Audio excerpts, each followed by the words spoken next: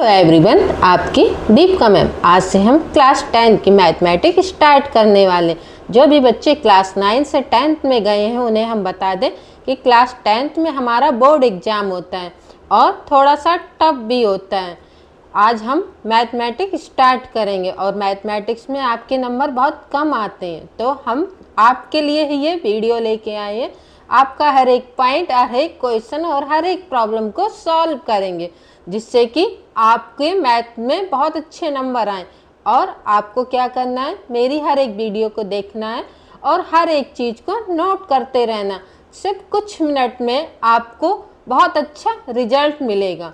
तो आप हमारी कुछ मिनट की वीडियो देखते रहेंगे और अपने फ्रेंड्स को शेयर करेंगे, लाइक करेंगे और सब्सक्राइब करेंगे। सब्सक्राइब इसलिए क्योंकि मेरी नई वीडियो सबसे पहले आपके पास आए, इसलिए आप मेरी वीडियो को देखते रहिए।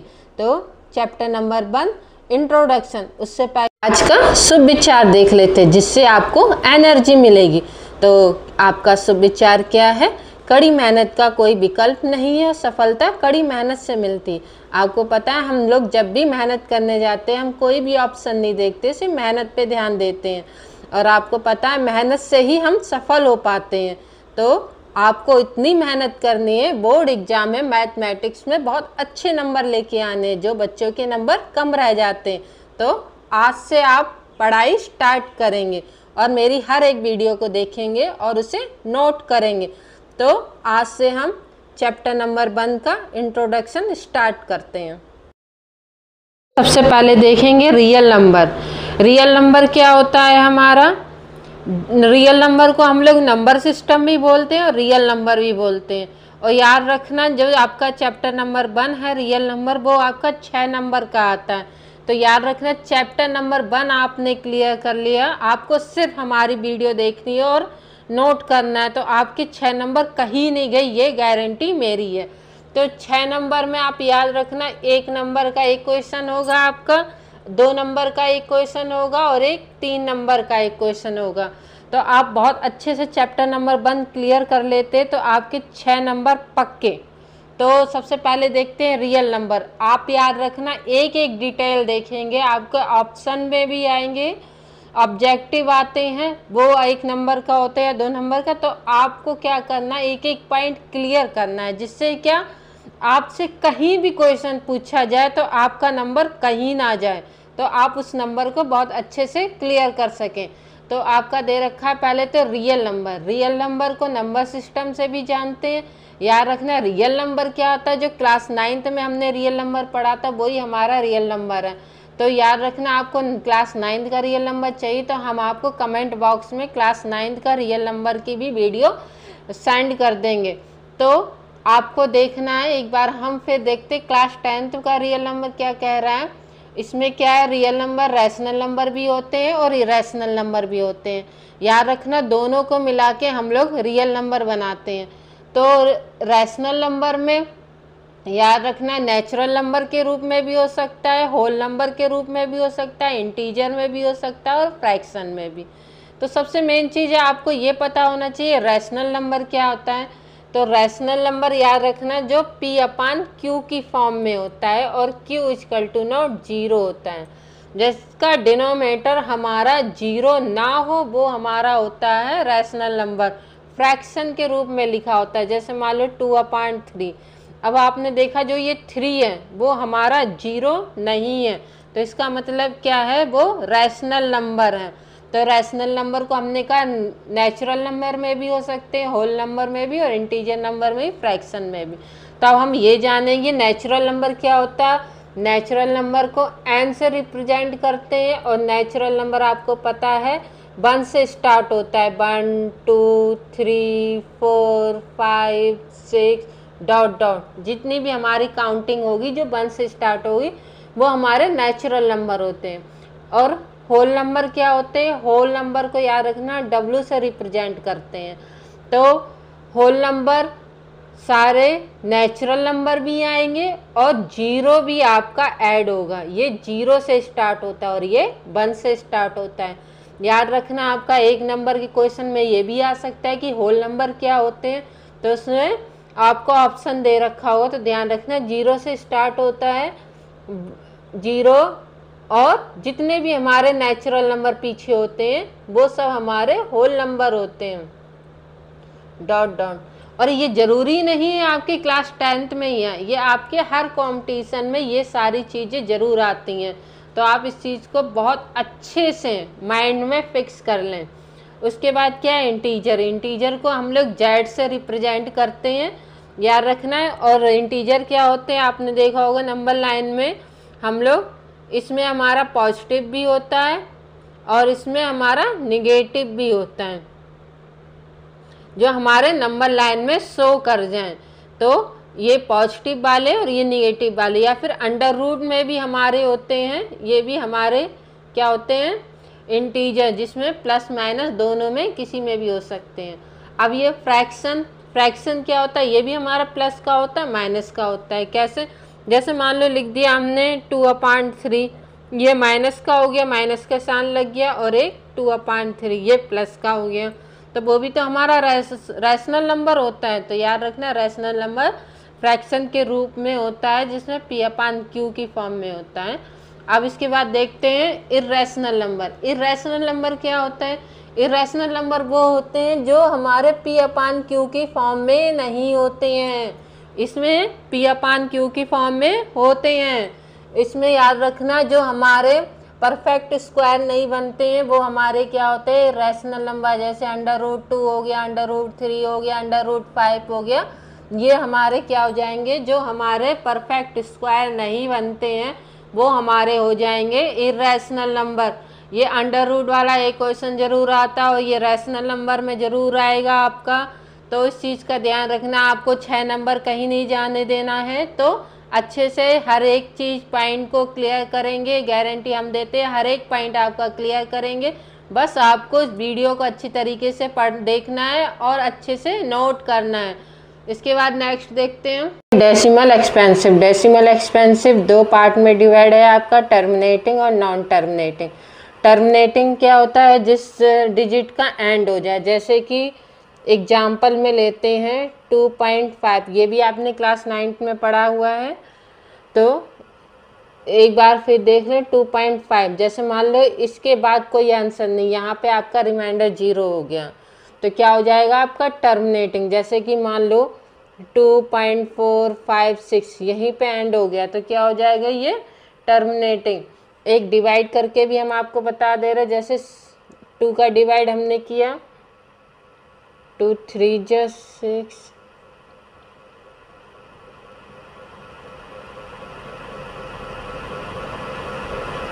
अब आपने देखा जिसका रिमाइंडर 0 आ गया और जिसके डिजिट का एंड हो गया, तो वो हमारा क्या हो जाएगा टर्मिनेटिंग। और इसे हम लोग रैशनल नंबर भी बोलते हैं। जैसे कि मान लो हमने 0.4 को हमने जब फ्रैक्शन की फॉर्म में लिखा तो क्या हो जाएगा 2/5। तो जब ये 2/5 हो गया तो ये रैशनल नंबर हो गया, P/Q की फॉर्म में लिख दिया, और Q = 0, जहाँ हमारा 5 0 नहीं है, डिनोमिनेटर 0 नहीं, तो इसका मतलब क्या, ये टर्मिनेटिंग है और ये रैशनल नंबर भी है। याद रखना, टर्मिनेटिंग वो होता है जो जिसमें डिजिट का एंड हो जाए, और जिसे हम लोग रैशनल नंबर भी बोलते हैं, उसे हम लोग फ्रैक्शन के रूप में भी लिख सकते हैं, जिसमें P/Q की फॉर्म में भी लिख जाता है और Q = 0 होता है। तो ये हो गया हमारा टर्मिनेटिंग। नेक्स्ट देखते हैं नॉन टर्मिनेटिंग। नॉन टर्मिनेटिंग में 2 पार्ट डिवाइड है, रिपीटेड और नॉन रिपीटेड। तो पहली चीज़ है नॉन टर्मिनेटिंग, क्या होता है, जिस पॉइंट का एंड ना हो। जैसे कि मान लो 2.4 5 6 7 जितना भी है डिजिट आता ही जा रहा है, डॉट डॉट, तो जिस पॉइंट का हमारा एंड नहीं है, इसका मतलब क्या है, वो नॉन टर्मिनेटिंग है। तो नॉन टर्मिनेटिंग 2 पार्ट में डिवाइड किया। जैसे कि मान लो 2.454545, इसका मतलब 4545 आपका रिपीट हो रहा है, तो वो हमारा क्या हो जाएगा नॉन टर्मिनेटिंग रिपीटेड। तो याद रखना, जिसमें हमारा पॉइंट के बाद जो हमारा डिजिट है, जो पॉइंट के बाद हमारा बार बार रिपीट हो रहा है। एक और देख सकते हैं, जैसे 2.3333, तो वो हमारा 33 बार बार रिपीट हो रहा है, तो वो हमारा हो जाएगा नॉन टर्मिनेटिंग रिपीटेड। अब देखिए इसे रैशनल नंबर कैसे कहा गया है, तो रैशनल नंबर जैसे मान लो हमारा 0.3 है, 333, तो इसको हम लोग फ्रैक्शन के रूप में भी लिख सकते हैं। तो कितना हो जाएगा हमारा 1/3। तो हम लिखते कैसे हैं इसको, याद रखना 1/3 का आंसर 0.3333 होता है, डॉट डॉट। तो इसे 0.3 के ऊपर बार लगा देते हैं, जैसे ये है हमारा, तो 2.45 के ऊपर बार लग जाएगा। इसका मतलब क्या होता है, ये बार बार रिपीट हो रहा है, याद रखना बार लग जाता है, क्योंकि इससे भी याद रख सकते कि बार बार जब हमारा रिपीट हो रहा है तो हमारा नॉन टर्मिनेटिंग रिपीटेड होगा। और उसे हम लोग फ्रैक्शन के रूप में भी लिख सकते हैं, जिसमें P/Q की फॉर्म में, और जहाँ Q हमारा 0 नहीं है तो वो हमारा हो जाएगा नॉन टर्मिनेटिंग रिपीटेड, और इसे रैशनल नंबर भी बोलते हैं। अब देखेंगे नॉन टर्मिनेटिंग में नॉन रिपीटेड और इरेशनल नंबर भी बोलते हैं। अब देखेंगे नॉन रिपीटेड क्या होता है, जैसे मान लो हमने √2 की वैल्यू ली, तो √2 की वैल्यू क्या होती है कि 1.1414135। इसका मतलब क्या है, ये हमारा कोई भी डिजिट रिपीट नहीं हो रहा है, और हमारा ये इरेशनल नंबर भी है। √2 हमारा इरेशनल नंबर भी है और ये रिपीट नहीं हो रहा है, तो ये हमारा क्या हो जाएगा, नॉन टर्मिनेटिंग और नॉन रिपीटेड। तो याद रखना जिसमें हमारा रिपीट ना हो, जैसे मान लो पाई की वैल्यू क्या होती है हमारी 3.141592। अब आपने देखा ये रिपीट नहीं हो रहा है, तो इसका मतलब क्या है, ये हमारा हो जाएगा नॉन टर्मिनेटिंग नॉन रिपीटेड। याद रखना आप लोग हर एक पॉइंट को क्लियर कीजिए, क्योंकि क्लास 10th में ऑब्जेक्टिव भी क्वेश्चंस आते हैं, तो आपको ये कोई भी चीज़ आपको दे दिया जाएगा, √2 पूछ लिया जाएगा कि √2 हमारा क्या है, नॉन टर्मिनेटिंग रिपीटेड है कि नॉन टर्मिनेटिंग या नॉन टर्मिनेटिंग, या नॉन रिपीटेड है या रिपीटेड है। तो आपसे कोई भी चीज़ ऑप्शन में पूछ ली जाएगी, तो आपको हर एक पॉइंट बहुत अच्छे से क्लियर होना चाहिए। ऑब्जेक्टिव से भी आपके नंबर बहुत अच्छे से बढ़ जाते हैं। अब नेक्स्ट देखते हैं, ये फंडामेंटल थ्योरम ऑफ अर्थमेटिक्स। ये क्या कह रहा है, every composite number can be written as a product of prime in one and only one way. आपको कोई भी कंपोजिट नंबर दे रखा है, उसे हम किस में चेंज कर सकते हैं, प्राइम ऑफ प्रोडक्ट में, प्राइम के मल्टीप्लाई में इसे हम चेंज कर सकते हैं, या फिर बोल सकते हैं प्राइम फैक्टर में इसे हम चेंज कर सकते हैं। तो इसे समझने के लिए हम एग्जाम्पल लेते हैं। हमने एग्जाम्पल लिए कंपोजिट नंबर के 66 और 420। तो हम 66 का प्राइम फैक्टर कैसे निकालेंगे, एलसीएम करके निकालते हैं, उसी तरीके से हम इसे निकाल लेंगे। तो ये कितने टाइम्स जाएगा, 3 टाइम्स। अब ये 3 से जाएगा 11 टाइम्स, अब ये 11 से जाएगा। अब देखिए ये जो हमारा आया है प्राइम फैक्टर, इसे हम ये 66 के पास लिख दे रहे हैं, 2 × 3 × 11। अब क्या करना है हमें, 420 का भी इसी तरीके से निकाल लेंगे। ये किस टेबल से जाएगा, 2 से जाएगा, 2 × 2 = 4, 2 × 1 = 2, और ये 0, ये 2 से जाएगा 2, और ये 0 5। अब ये किससे जाएगा, 3 से, तो कितना आ जाएगा 35। अब ये जाएगा 5 से 7 टाइम, ये 7 1 टाइम। अब ये जो निकल के आए इसे भी हम यहाँ लिख दे रहे हैं, 2 × 2 × 3 × 5 × 7।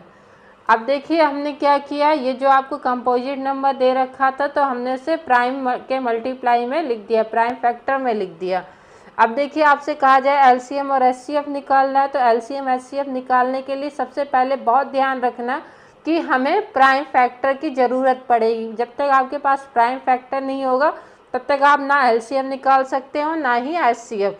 तो हम एलसीएम निकालने के लिए इनकी हेल्प लेंगे। तो एलसीएम निकालने के लिए याद रखना जो जितने ज़्यादा टाइम्स लिखा है उसे हम लिख देंगे।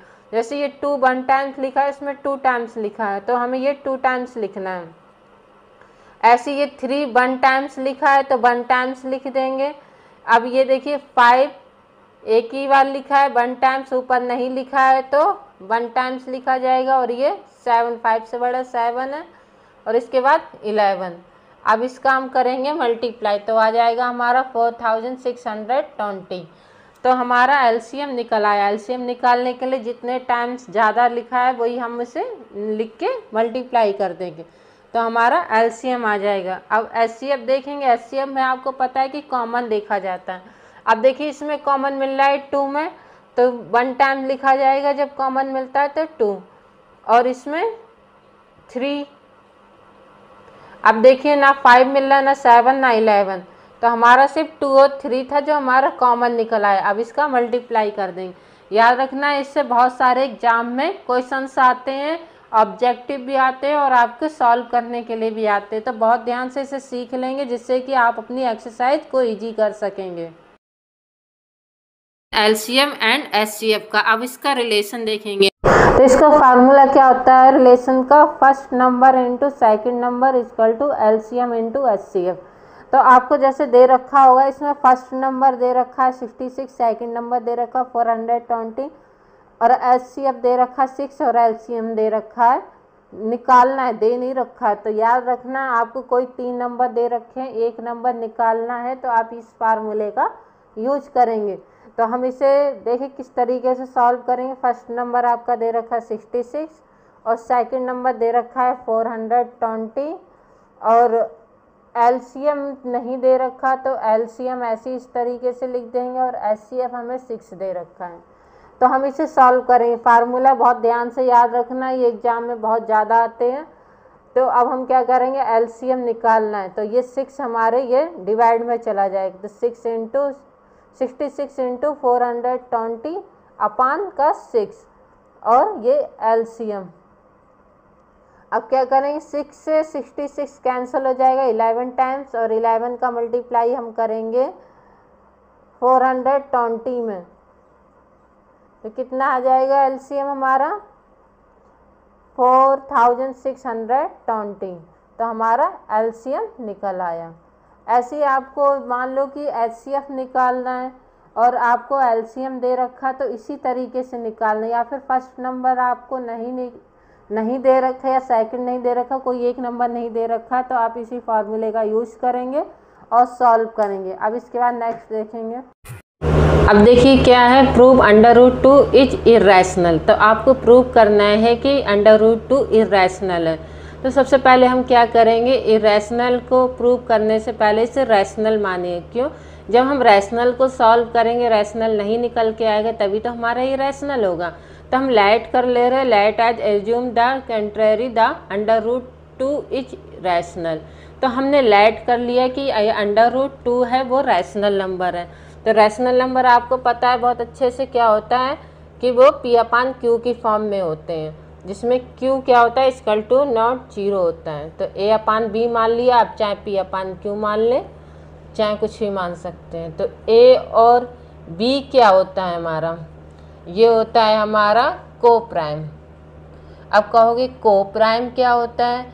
को प्राइम वो होता है जिसका फैक्टर 1 होता है, एक से ज़्यादा जिसका फैक्टर नहीं होगा वो हमारा को प्राइम होगा। चाहे इससे हम जान लो या फिर इससे याद रखना जो खुद के टेबल से कट जाए वो को प्राइम होता है।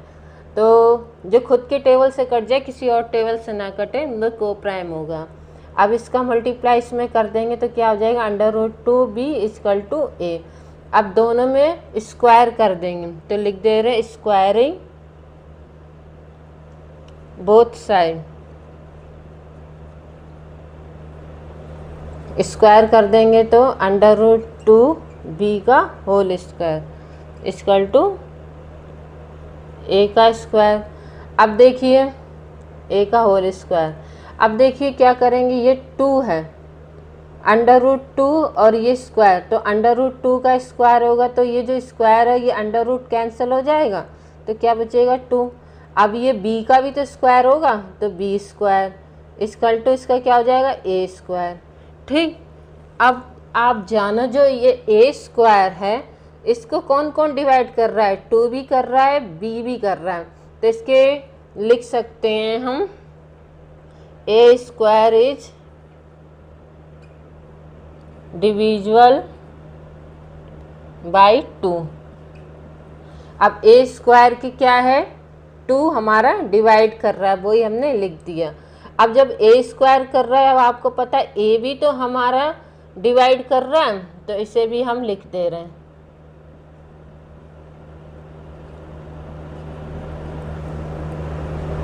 तो इसे हमने इक्वेशन 1 मान लिया।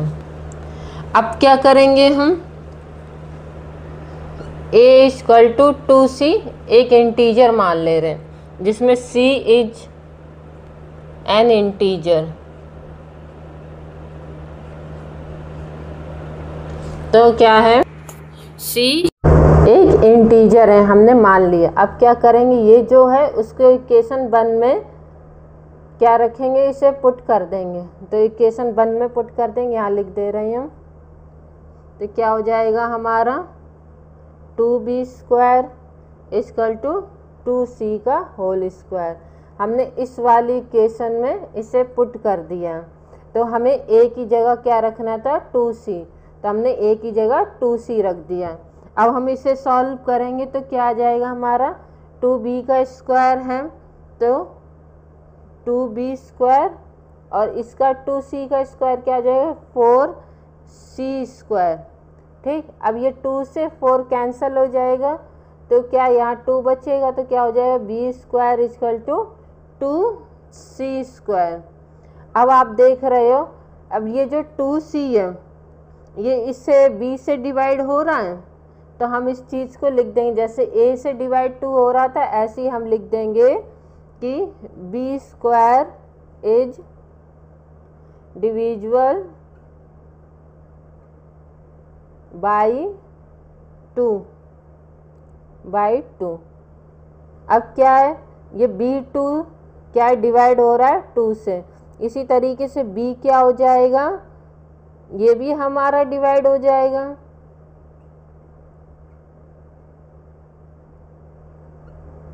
तो ये दोनों चीज़ हमने लिख ली, ये इक्वेशन 2 है।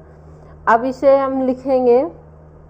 अब आप खुद देखिए, हमने क्या कहा था, को प्राइम क्या होता है, जिसका एक फैक्टर होता है। अब इसमें क्या है, डिवाइड हमारा a से भी हो रहा है और b से भी हो रहा है, तो हमारा फैक्टर 1 से ज़्यादा हो रहा है, तो इसका मतलब क्या है, ये रैशनल नंबर नहीं है।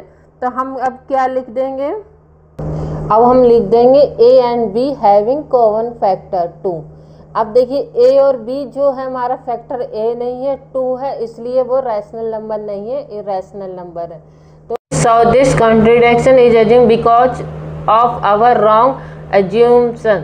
अब क्या करेंगे हम, इसमें जो विरोध हुआ है हमारा कि जो √2 है जो हमने रैशनल माना था वो हमारा इरैशनल नंबर है, तो ये हमारा विरोधाभास हो गया। तो हमें इसे √रूट वाले जितने भी क्वेश्चंस हैं हमें इसी तरीके से सॉल्व करना है। आपके एग्जाम में चाहे √2 आए, 3 आए, 5 आए, इसी तरीके के एक क्वेश्चन जरूर मिलता है। तो आप इसे बहुत ध्यान से देखेंगे और अच्छा समझेंगे।